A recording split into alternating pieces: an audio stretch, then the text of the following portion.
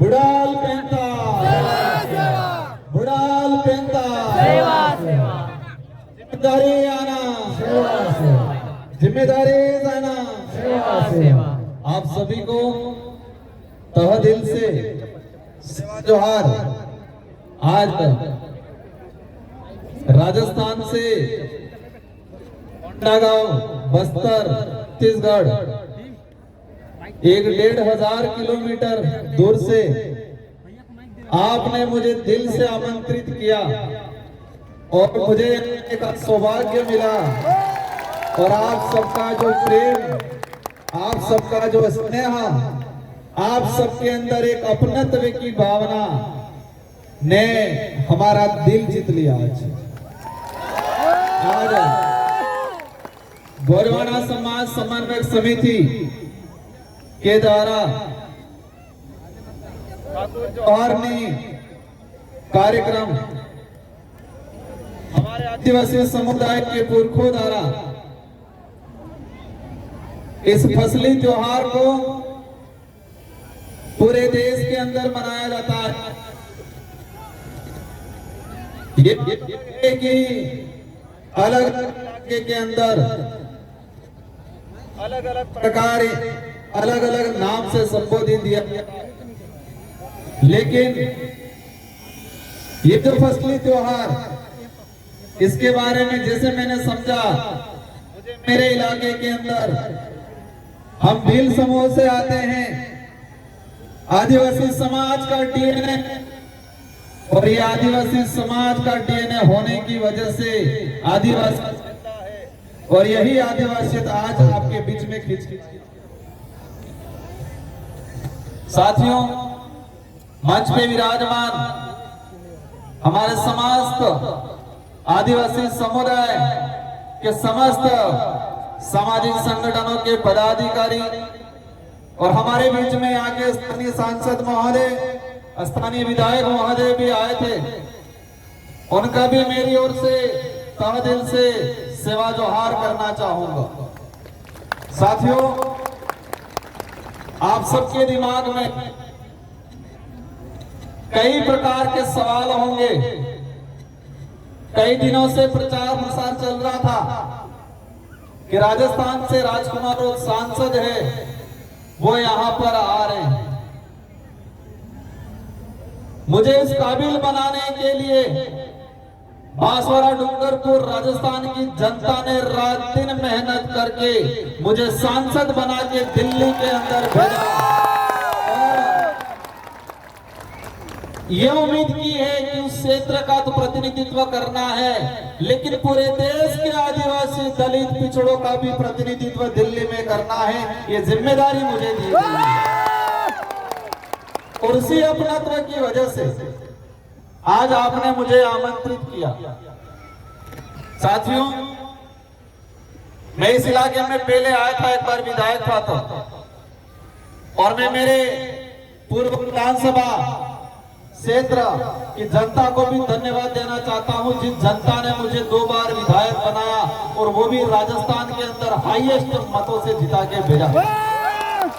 और अब कितनी बार मुझे सांसद बनने का अवसर मिला। 2 बार विधायक, 1 बार सांसद बना, जनता ने बनाया। अगर मैं आदिवासी समाज का सर्टिफिकेट नहीं लगाता तो शायद मुझे सांसद बनने का, विधायक बनने का अवसर नहीं मिलता। मेरे पास कितनी भी बड़ी ताकत होती, भले धन बल होता, बाहुबल होता, कुछ भी होता, लेकिन मेरे पास आदिवासी समाज का सर्टिफिकेट नहीं होता तो मुझे सांसद बनने का अवसर नहीं मिलता।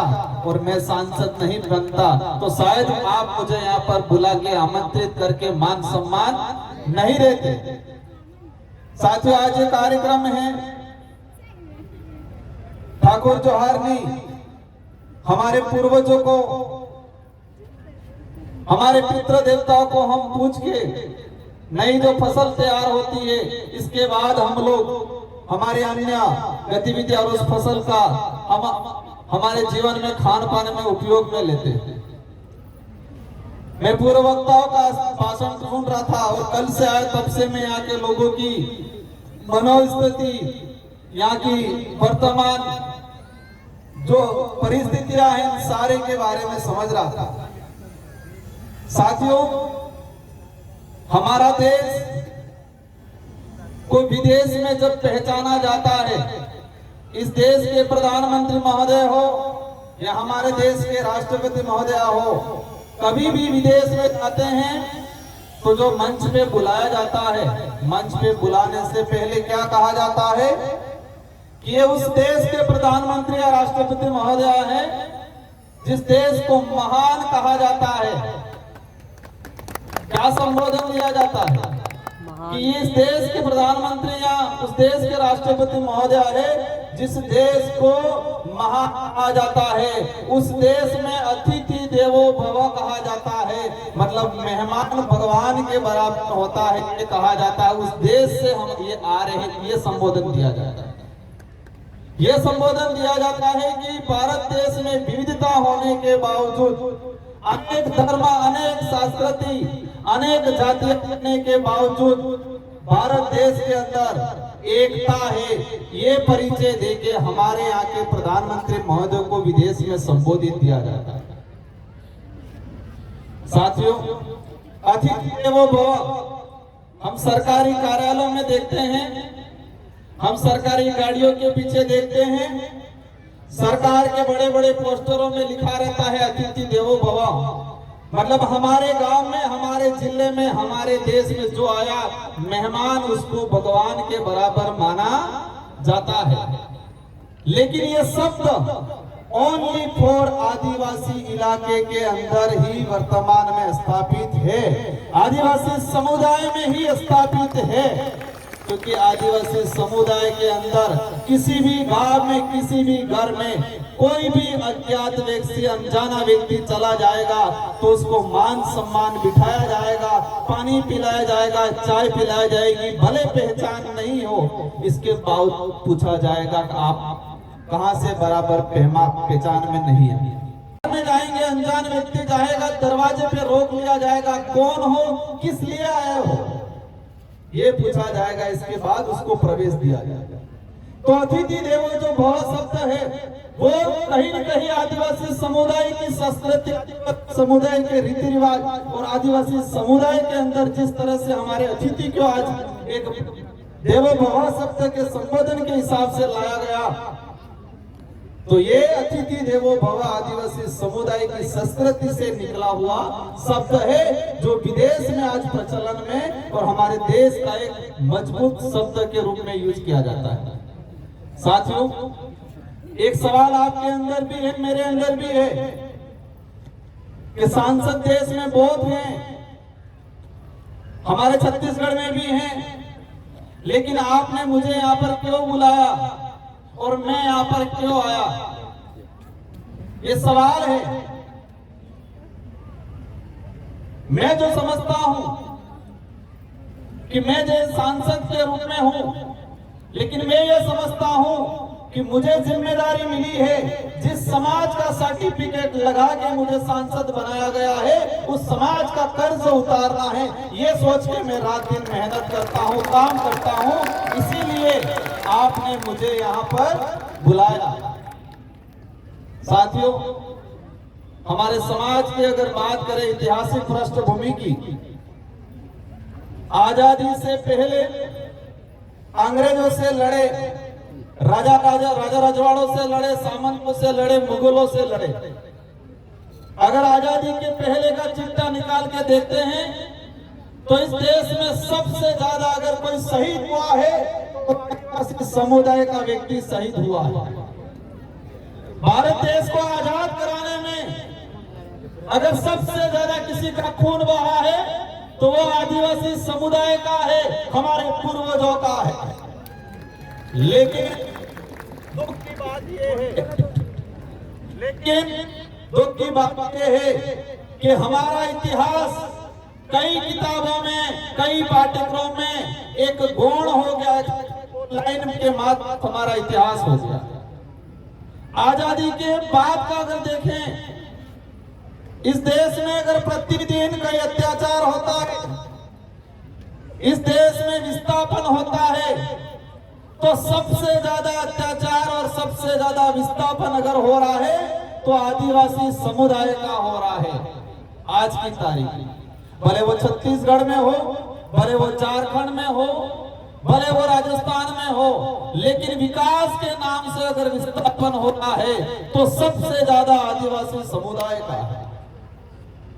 ये जो कागज पकड़ाया गया मुझे, हमारे आयोजन कमेटी ने बताया कि इन मुद्दों पे बात करना है। साथियों, हमारी जो संस्कृति है, परंपरा है, ये हमारी आइडेंटिटी है।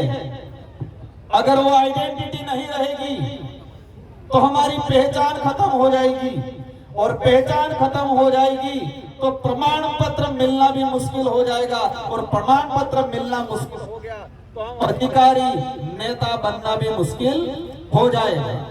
इसलिए हमारी जो संस्कृति है, कई लोग पढ़े लिखे बनने के बाद, अधिकारी नेता बनने के बाद ये कहते हैं कि ये तो पुराने जमाने का काम है।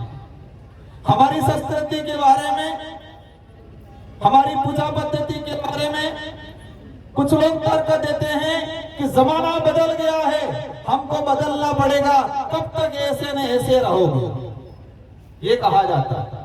लेकिन वो उसको उस काबिल कहलाने के लिए और उस काबिल बनाने में संस्कृति का बहुत बड़ा योगदान है। जो व्यक्ति ऊपर जाके ये बोलता है, उसको उस काबिल बनाने में इस संस्कृति का बहुत बड़ा योगदान है। और हमारे आदिवासी समुदाय की संस्कृति, हमारी परंपरा, रीति रिवाज हमारे विकास में कहीं पर भी बाधक नहीं है, वो हमेशा सहायक के रूप में काम करती है। हमारी संस्कृति हमारे विकास में सहायक है, न कि बाधक है।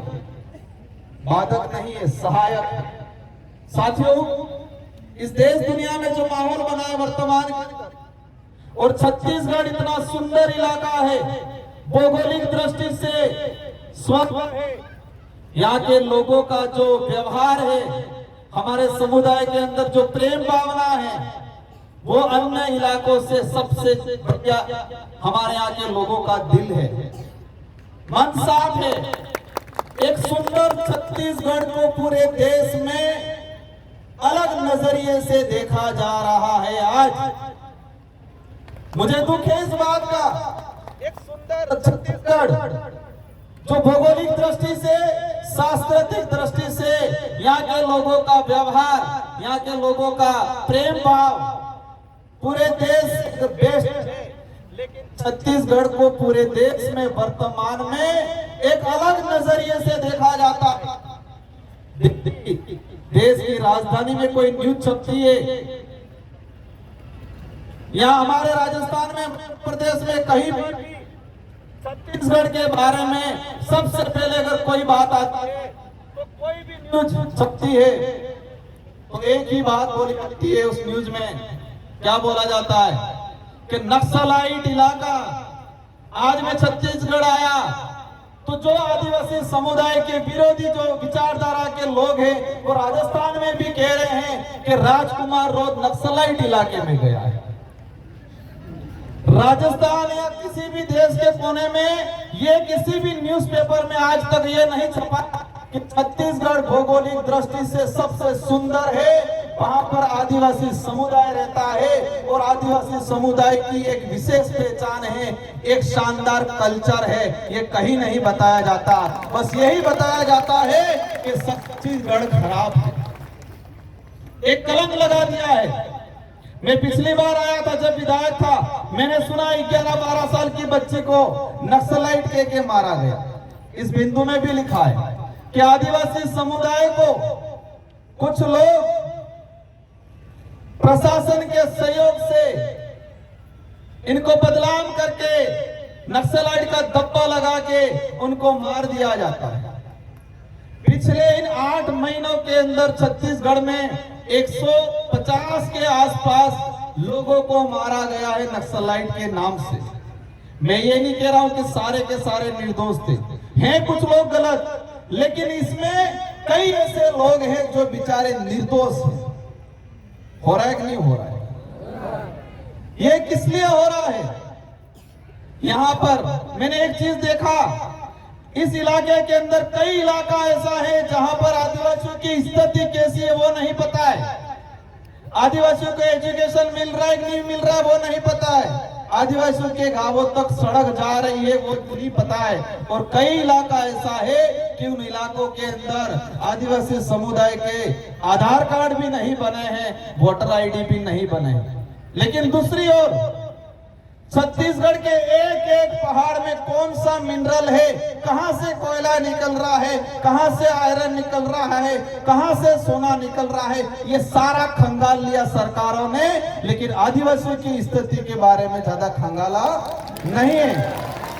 एक एक पहाड़, छत्तीसगढ़ का एक एक इलाके की एक एक मिनरल्स के बारे में सरकार के पास रिपोर्ट है कि इस इलाके में ये आयरन निकलेगा, इस इलाके में सोना निकलेगा, यहाँ पर कोयला निकलेगा, यहाँ पर बॉक्साइट निकलेगा, ये सब आंकड़ा है। लेकिन किस इलाके में आदिवासियों की क्या स्थिति है ये आंकड़ा सरकारों के पास नहीं है। ये सामाजिक कार्यक्रम है, मैं यहाँ पर राजनीतिक बात नहीं करना चाहूंगा, लेकिन इसमें ये जो लिखा हुआ है कि आदिवासी समुदाय का विस्थापन, साथियों मैंने देखा पिछले समय में इस देश के अंदर टाइगर प्रोजेक्ट बनाए।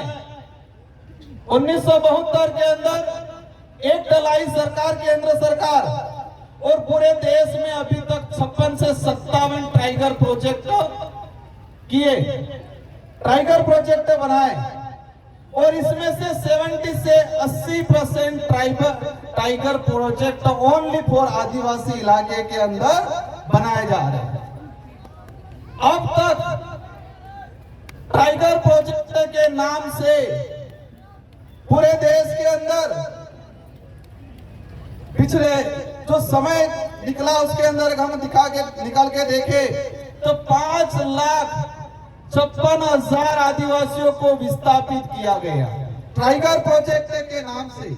आपके यहाँ पर भी शायद बीजापुर में टाइगर प्रोजेक्ट प्रस्तावित है। इससे चौंकन करने वाली बात, 1972 से लगा के 2021 तक 2.5 लाख आदिवासी विस्थापित हुए, लेकिन 2021 से 2024 तक मात्र 4 साल के अंदर 3 लाख लोग विस्थापित हुए, 3 लाख लोग विस्थापित किए थे टाइगर प्रोजेक्ट के नाम से। यहाँ पर माइनिंग होता है दबा के। हम देश के विकास में बाधक नहीं है, लेकिन जो विकास आदिवासियों का नाश करके किया जाता है वो विकास हमारी नजर में गलत है। हमने देखा पिछले इलाके के अंदर, फॉरेस्ट के अंदर जो आदिवासी रह रहा है वर्षों से, आजादी से पहले से, उसके लिए एनडीए की सरकार 2006 में फॉरेस्ट राइट एक्ट लाई। लेकिन छत्तीसगढ़ का ही मैंने आंकड़ा निकाला, पिछले 5 साल के अंदर 100 से 200 हेक्टेयर जमीन भी फॉरेस्ट राइट एक्ट के तहत आवंटन नहीं किया गया। लेकिन पूरे देश में वन विभाग की 18,982 हेक्टेयर जमीन प्राइवेट कंपनियों को, कितने 18,982 हेक्टेयर जमीन प्राइवेट कंपनियों को फॉरेस्ट की जमीन दी गई। लेकिन एक बेचारा गरीब आदमी जो आजादी से पहले वन विभाग में रह रहा है वो आज भी पट्टों के लिए तरस रहा है। आपके छत्तीसगढ़ के अंदर भी पिछले 5 साल के अंदर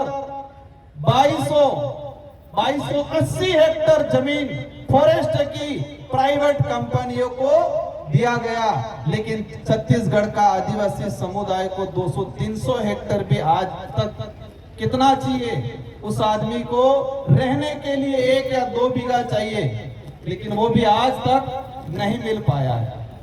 साथियों, ये लड़ाई लंबी है, ये लड़ाई राजनीति करने की भी नहीं है। ये लड़ाई जो हमारे पुरखे लड़के गए, हम बिरसा मुंडा जी को याद करते हैं, गुंडाधर बाबा को याद करते हैं, तिलका मांझी को याद करते हैं। उन लोगों ने जल जंगल जमीन की लड़ाई लड़ी। हम जल जंगल जमीन का नारा जरूर लगा लेते हैं, लेकिन जल जंगल जमीन को उजाड़ कौन रहा है उसके बारे में आज भी अनभिज्ञ। हमने देखा छत्तीसगढ़ के अंदर बड़ी बड़ी कंपनियां आई, आप सभी आंदोलन करते हो क्योंकि आपकी जमीन हड़पी जाती है, आपको विस्थापित होना पड़ा है। एक रिसर्च कंपनी का डाटा आया कि देश के अंदर जो आदिवासी समुदाय है, इसमें से 70% आदिवासी अपने जीवन काल में एक बार विस्थापित होता है। अपने जीवन काल में 100-150 साल के अंदर आदिवासी समुदाय एक बार विस्थापित होता है, एक सर्वे रिपोर्ट आई। साथियों, हम विरोध करते हैं, आंदोलन करते हैं, लेकिन हमें यह भी ध्यान रखना है कि छत्तीसगढ़ इलाके के अंदर जो माइनिंग कंपनियां हैं, बड़ी बड़ी कंपनियां हैं, उस कंपनियों से चुनाव के दौरान इलेक्ट्रॉनिक बोर्ड के रूप में कौन पार्टियां चंदा ले रही है, उस पे भी जाना पड़ेगा। हमारा बेचारा भोला भाला आदिवासी समुदाय क्या समझेगा? इलेक्ट्रॉनिक बोर्ड, चुनाव के दौरान इलेक्ट्रॉनिक बोर्ड लीगली चंदा लिया जाता है। छत्तीसगढ़ के इलाके में माइनिंग करने वाली अधिकतर कंपनियों ने चुनाव के दौरान इलेक्ट्रॉनिक बोर्ड मतलब चंदा दिया, करोड़ों रुपयों में, 700-800 करोड़ के आसपास चंदा दिया गया। अब ये हमारा भोला भाला समाज कैसे समझेगा? के अंदर थल सेना मैं आया, मुझे जानकारी मिली, मैंने न्यूज़पेपर में पढ़ा था। हम सेना का सम्मान करते हैं। जितना आदिवासी समुदाय इस देश की आजादी में लड़ा है, जो शहीद हुआ है, जो आज तक जो शहीद हुए हैं, उनसे कई गुना है, हम सम्मान करते हैं। लेकिन आदिवासी समुदाय के अंदर सेना के प्रति गलत भावना लाने का काम वर्तमान में किया जा रहा है। वो भावना कैसे आएगी? क्योंकि आदिवासियों की जमीन अब के अगर सेना के कैंप लगाएंगे, थल सेना को यहाँ पर जो कैंप रेंज लगाया जा रहा है, तो आदिवासी और सेना के बीच में टकराव वाली स्थिति पैदा होगी। पैसा एक्ट में प्रावधान है, शेड्यूल 5 में प्रावधान है कि 5वीं अनुसूची अंतर्गत आदिवासियों की जमीन न सरकार ले सकती है, न ही कोई गैर आदिवासी व्यक्ति ले सकता है। ये किसमें प्रावधान है? शेड्यूल 5 में प्रावधान है।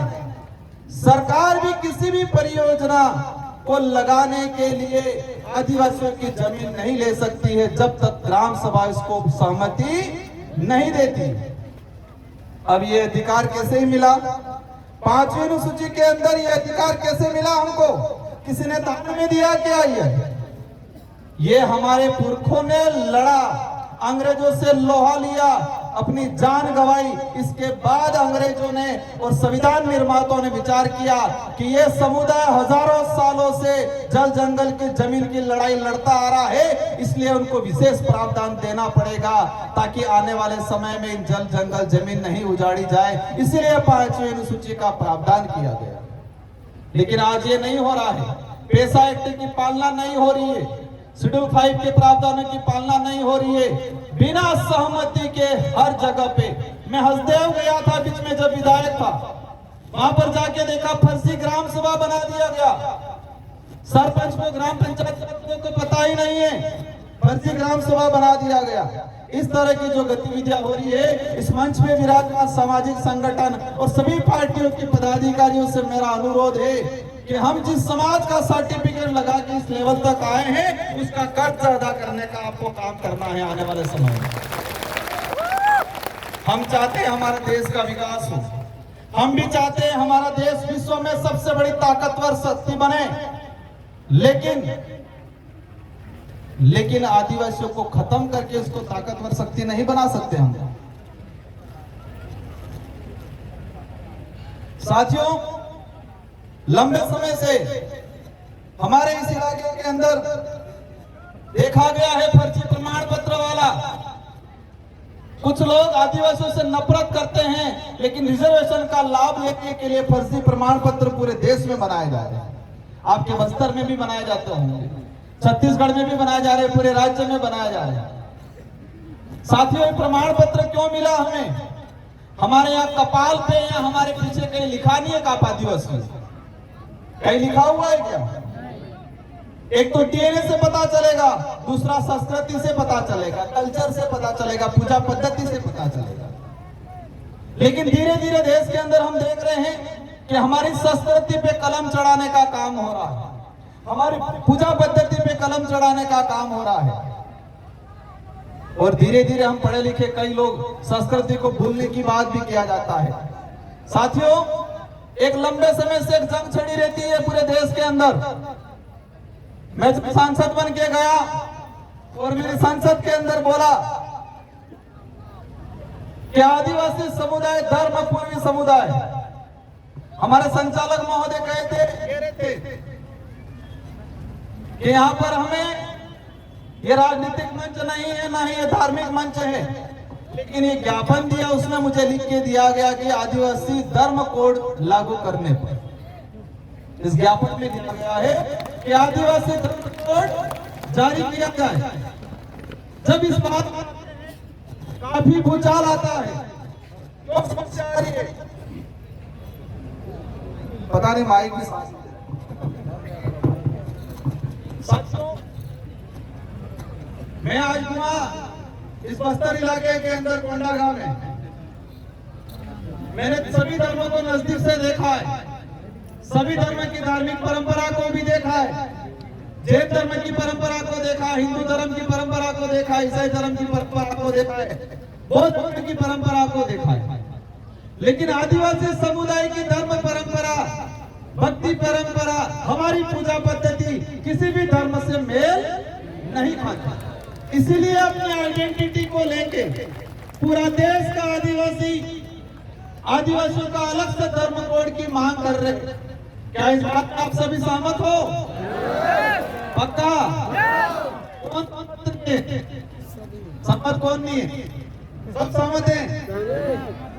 हम ये कहते हैं कि हमारा बाप, हमारे खुद के बाप की बात करते हैं तो दूसरों को दिक्कत थोड़ी होनी चाहिए। होनी चाहिए क्या? एक जंग छिड़ी हुई है पूरे देश के अंदर। हम किसी भी धर्म के विरोधी नहीं है, हम किसी भी धर्म के विरोधी नहीं है, लेकिन आदिवासियों की अपनी परंपरा, अपनी आइडेंटिटी को बचाना हमारी जिम्मेदारी है। और उसमें जब भी बात करते हैं, मैंने संसद के अंदर भी कहा था कि आदिवासी समुदाय न हिंदू है, न ईसाई है, न सिख है, न बौद्ध है, आदिवासी आदिवासी है। हमें आदिवासी की संस्कृति, हमारी आइडेंटिटी को बरकरार रखना है। आप सभी के साथ सहयोग से हमारी लड़ाई धर्म की भी एक बात ये भी समझना है, हमारी लड़ाई हमारी संस्कृति बचाने की है। हमारी लड़ाई हमारा इतिहास को, वास्तविक इतिहास को आने वाली पीढ़ी को बताने की है। हमारी लड़ाई रिजर्वेशन की है, हमारी लड़ाई जंगल जमीन की है, हमारी लड़ाई आइडेंटिटी बचाने की है।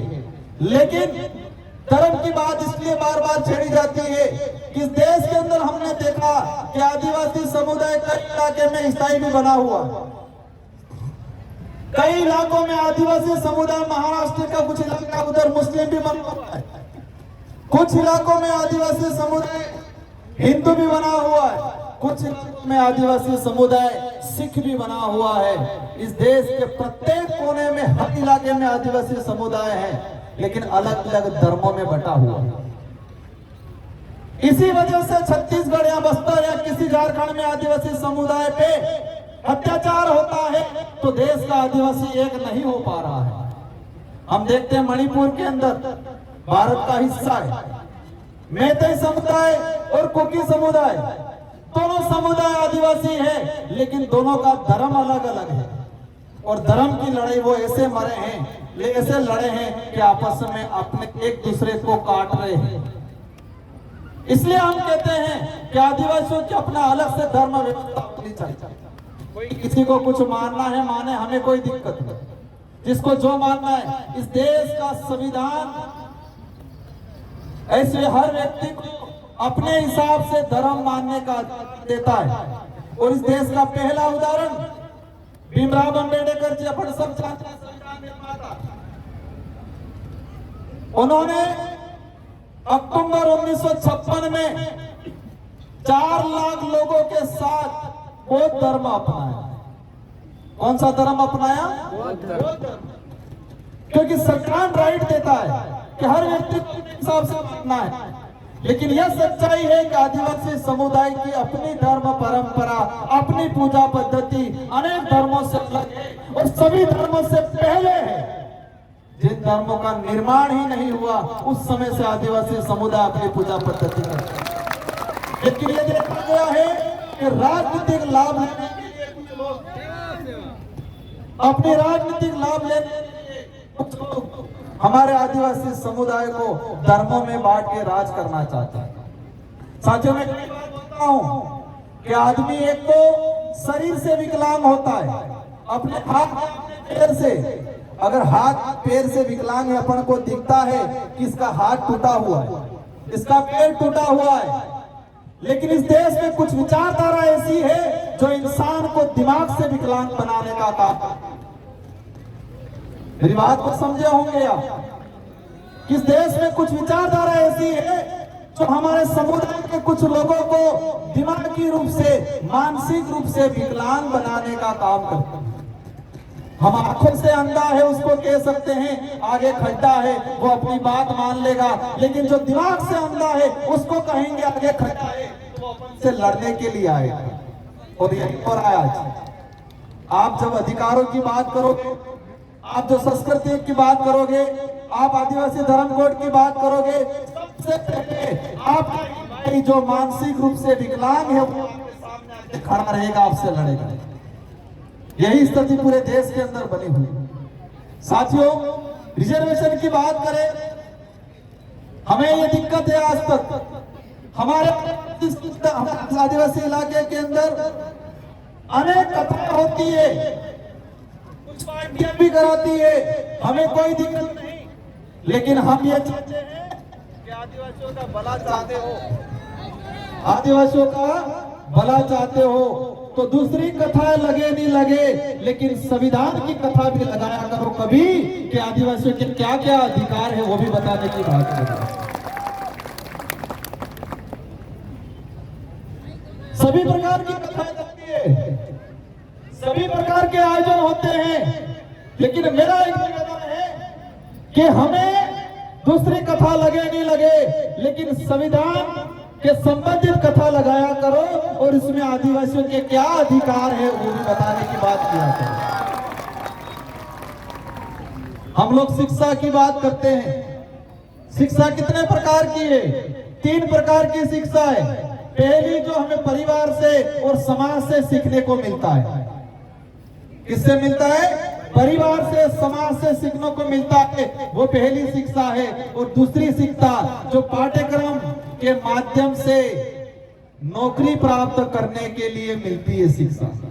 और तीसरे नंबर की शिक्षा जो किसी पाठ्यक्रम में नहीं पढ़ाई जाती है वो शिक्षा है आपके संवैधानिक कई अधिकार, आपका इतिहास, आपका कल्चर, आपकी आइडेंटिटी, वो शिक्षा भी प्राप्त करने की जरूरत है। अब हमारे लोग पाठ्यक्रम वाली शिक्षा प्राप्त करके अधिकारी, कर्मचारी, नेता बन जाते हैं, लेकिन जो हमारे समाज के इतिहास जो किसी पाठ्यक्रम में नहीं दर्शाया जाता है, हमारे समाज के अधिकार जो किसी पाठ्यक्रम में नहीं दर्शाए जाते हैं। मैं जानना चाहता हूं कि छत्तीसगढ़ के अंदर पाठ्यक्रम जो है उस पाठ्यक्रम में शेड्यूल 5 के प्रावधानों के बारे में किस किस कक्षा में पढ़ाया जा रहा है? पढ़ाया जा रहा है किसी कक्षा में? क्यों नहीं पढ़ाया जा रहा है? पैसा एक्ट कानून क्यों नहीं पढ़ाया जा रहा पाठ्यक्रम में? आदिवासी समाज की बहन बेटियों पे इस देश में 100 साल तक स्तन टैक्स लगा है। क्या लगा है? स्तन टैक्स। उसको किसी पाठ्यक्रम में क्यों नहीं पढ़ाया जा रहा है? आप 6000 साल पुरानी बात को पाठ्यक्रम में पढ़ा रहे हो, लेकिन 300 साल 250 साल पहले हमारी बहन बेटियों पे स्तन टैक्स लगा, उसके बारे में क्यों नहीं पढ़ाया जा रहा है? आजादी से कुछ समय पहले तिलका मांझी, बिरसा मुंडा के बारे में क्यों नहीं पढ़ाया जा रहा है? मैंने देखा है एनसीईआरटी के अंदर पिछले 10 सालों के अंदर आदिवासी समुदाय के इतिहास के संबंधित, आदिवासी समुदाय के अधिकार के संबंधित अगर कहीं छोटा मोटा भी था उसको भी हटाने का काम किया है। एनसीईआरटी की 12वीं की किताब बिरसा मुंडा का इतिहास लिखा था, बिरसा मुंडा के उपदेश लिखे थे। बिरसा मुंडा ने कहा था कि आदिवासी समुदाय की पूजा पद्धति अनेक धर्मों अन्य धर्मों से अलग है, वो किसी भी धर्म में मेल नहीं खाती है। बिरसा मुंडा जी ने उपदेश दिया था, एक लेखक ने लिखा था, वो कई सालों से एनसीईआरटी में पढ़ाया जाता था, लेकिन 2024 में उसको हटा दिया गया और कहा कि आदिवासी बिरसा मुंडा जी हिंदू धर्म को अपनाना यूके के चले गए। पर वो सच्चाई नहीं था। मैं किसी धर्म का विरोधी नहीं हूं, लेकिन ये बात जरूर है कि आदिवासी समुदाय सभी धर्मों से पहले है। आदिवासी समुदाय की अपनी खुद की धार्मिक व्यवस्था है, ये सच्चाई है। हिंदू विवाह अधिनियम 1955, हिंदू उत्तराधिकार अधिनियम 1956, इसमें स्पष्ट कर रखा है कि हिंदू विवाह अधिनियम आदिवासी समुदाय पे लागू नहीं होता है। क्यों? क्योंकि आदिवासी समुदाय हिंदू नहीं है। ये मैं नहीं कह रहा हूं, ये हिंदू विवाह अधिनियम कह रहा है। सुप्रीम कोर्ट के कई जजमेंट कह रहे हैं, हाई कोर्ट के कई जजमेंट कह रहे हैं, इतिहास कह रहा है, संविधान कह रहा है कि आदिवासी समुदाय आदिवासी है, वो सभी धर्म पूर्वी समुदाय है। ये सच्चाई है। साथियों, आरक्षण की बात को मैंने थोड़ा अलग वे में थोड़ा लेके बताया। आरक्षण की बात करते हैं, यहाँ पर लिखा है कि आरक्षण 100% लागू किया जाए। कितना प्रतिशत? शेड्यूल एरिया के अंदर रिजर्वेशन 100% लागू किया जाए। क्या ये सच्चाई है? क्या ये संविधान में प्रावधान है? 100% रिजर्वेशन लागू होना चाहिए, ये बात आप सब कर रहे हो? मांग कर रहे हो नहीं कर रहे हो? कर रहे हो। क्या संविधान में इसका प्रावधान है? संविधान में प्रावधान है। शेड्यूल एरिया, शेड्यूल 5, शेड्यूल 6 में जमीन का हो, शासन प्रशासन में 100% रिजर्वेशन आदिवासियों को मिलना चाहिए।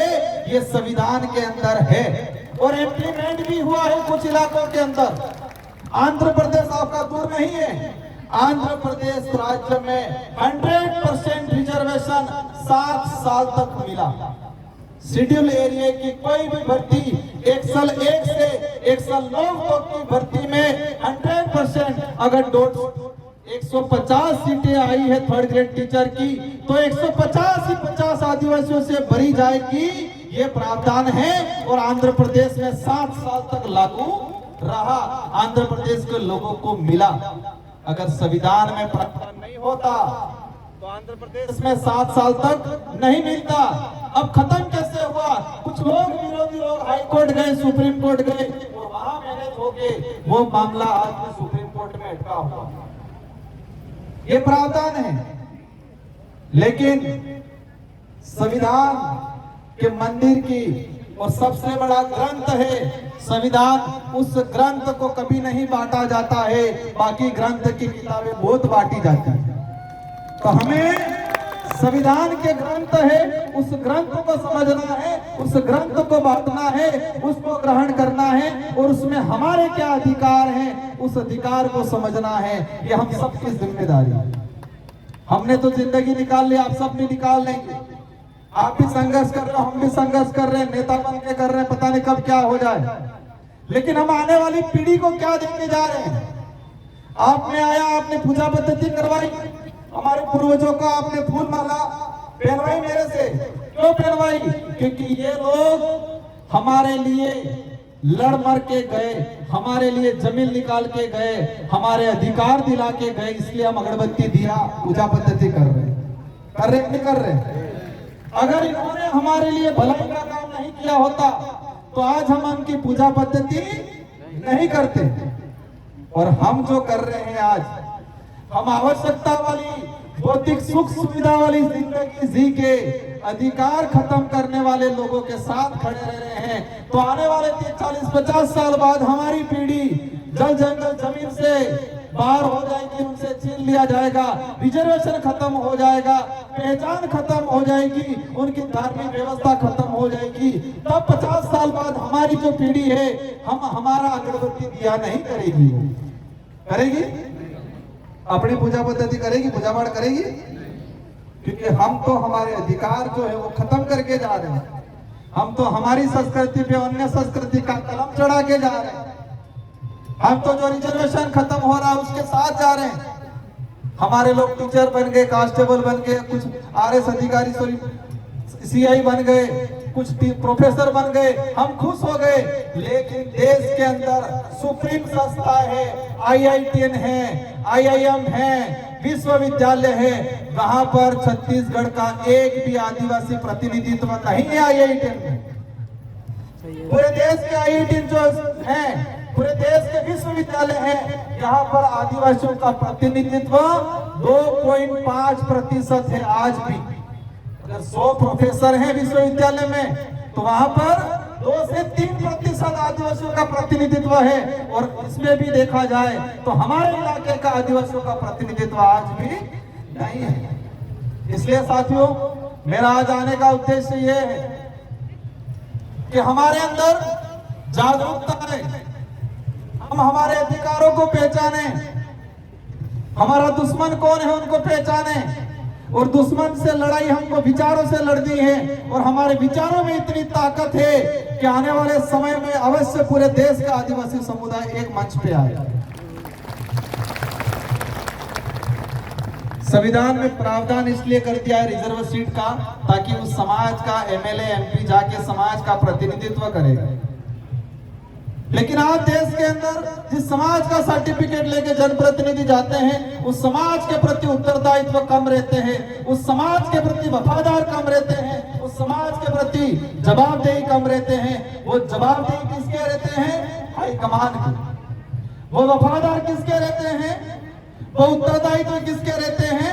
लेकिन हमें ऐसा माहौल क्रिएट करना है, आप कहीं भी पार्टी में रहो, मुझे कोई दिक्कत नहीं, लेकिन ऐसे जनप्रतिनिधि को हमें तैयार करना है कि जो समाज के प्रति उत्तरदायित्व रहे, समाज के प्रति वफादार रहे और समाज के प्रति जवाबदेही रहे। ऐसे लोगों को हमें तैयार करने की सख्त जरूरत है। साथियों, समय काफी हो चुका है, मुझे भी जाना है, लेकिन मैं आपसे एक निवेदन करके जाना चाहूंगा। ये संस्कृति, ये आपकी ताकत है। ये बोली भाषा, हल्बी भाषा, गोंडी भाषा, ये हमारी आइडेंटिटी है। और आंदोलन छेड़ना है कि हल्बी भाषा, गोंडी भाषा को राज्य लेवल पे 8वीं सूची के अंदर केंद्र सरकार को प्रस्ताव भेजो। और मैं आपकी इस बात को, हल्बी भाषा, गोंडी भाषा, इन भाषाओं को 8वीं सूची के अंदर जोड़ने के लिए केंद्र सरकार को पत्र भी लिखूंगा। और लोकसभा में हर समस्या को लेके, आपके जल जंगल जमीन को लेके, आपके अधिकारों को लेके, आपके बोली भाषा के संरक्षण को लेके अवश्य हम लोकसभा के अंदर आपकी बात करेंगे। और मैंने एक चीज देखा, हमारा टीचर जा रहा है स्कूल में, बच्चा तो हल्बी बोल रहा है, गोंडी बोल रहा है, और टीचर को गोंडी और हल्बी आई नहीं रही। बच्चा क्या पढ़ेगा? बच्चा ड्रॉप आउट हो रहा है। इसलिए सरकार से मांग करनी है, मेरी ओर से भी मदद करूंगा कि जो भी टीचर लगाया जाए, या तो अलग से एक पद क्रिएट किया जाए जो हल्बी या गोंडी भाषा को जानता हो, उस भाषा से संबंधित टीचर लगना चाहिए हमारे आदिवासी इलाके के। या जो भी RPC आपके यहाँ जो एग्जाम होते हैं, उस एग्जाम में ये किया जाए कि 5% या 10% हल्बी भाषा, गोंडी भाषा के नंबर होने चाहिए। जिसको गोंडी और हल्बी आती है उसी को 10% नंबर दिया जाए, ये प्रावधान होना चाहिए। तो ही हमारी भाषा बचेगी, और भाषा बचेगी तो हमारी आइडेंटिटी बचेगी। इन्हीं शब्दों के साथ आप सबको दिल से धन्यवाद, आभार। आप सभी से अंत में यही अनुरोध है कि आप हमारे बच्चों को पढ़ाना है, हमारे बच्चों को हमारे हक अधिकार को जानने के लिए कहना है, हमें वास्तविकता की ओर ले जाना है, हमें काल्पनिकता की ओर नहीं जाना है। हमें 300 साल पुराना हमारा समाज का जो इतिहास है उसको समझना है। 6,000 साल पुराने इतिहास को नहीं समझेंगे चल जाएगा, लेकिन 500 साल पहले हमारे समुदाय के साथ अन्याय हुआ है उसको समझने की जरूरत है। इन्हीं शब्दों के साथ मंचासीन अतिथि, सारी हमारी नारी शक्ति, सारी महिलाएं, पुरुषों और सारे हमारे आदिवासी समुदाय के युवा साथियों को धन्यवाद। और एक बात अंत में और कहना चाहूंगा कि हमारे अंदर आदिवासी होनी चाहिए। हम गोंड है, आप उराव हो, आप अन्य समुदाय हो, लेकिन आदिवासियों के नाम से सभी को एक होने की जरूरत है। अगर देश लेवल पे हमें अपने समुदाय को आत्मनिर्भर बनाना है तो इन्हीं शब्दों के साथ आप सबको धन्यवाद। मैं बोले राजस्थान से सांसद हूँ, लेकिन छत्तीसगढ़ की, बस्तर की कोई भी बात आएगी, हम लोग राजस्थान के अंदर आंदोलन करेंगे और देश की संसद के अंदर भी आपकी बात को उठाएंगे।